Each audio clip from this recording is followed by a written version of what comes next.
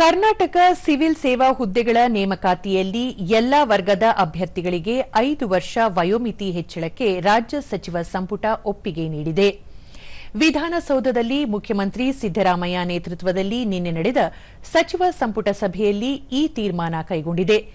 ಅಲೆಮಾರಿ ಮತ್ತು ಅರೆ ಅಲೆಮಾರಿ ಸಮಾಜದ ಜನರಿಗೆ ಮನೆ ನಿರ್ಮಾಣಕ್ಕೆ ಸಹಾಯ ಹಸ್ತ ನೀಡಲು ರಾಜ್ಯ ಸರ್ಕಾರ ನಿರ್ಧರಿಸಿದೆ.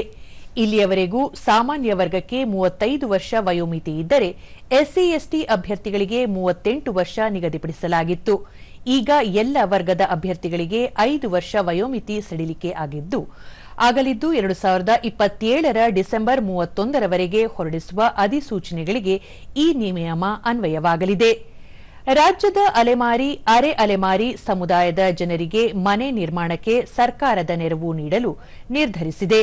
1,200 ಚದರ ಅಡಿ ವಿಸ್ತೀರ್ಣದ ನಿವೇಶದಲ್ಲಿ 600 ಚದರ ಅಡಿಗಳ ವಿಸ್ತೀರ್ಣದ ಮನೆಯನ್ನು ಮೂಲಭೂತ ಸೌಕರ್ಯ ಒಳಗೊಂಡಂತೆ ನಿರ್ಮಿಸಲು 100 ಕೋಟಿ ಮೊತ್ತದಲ್ಲಿ ನಿರ್ಮಿಸಲು ಸಂಪುಟ ಅನುಮೋದನೆ ನೀಡಿದೆ.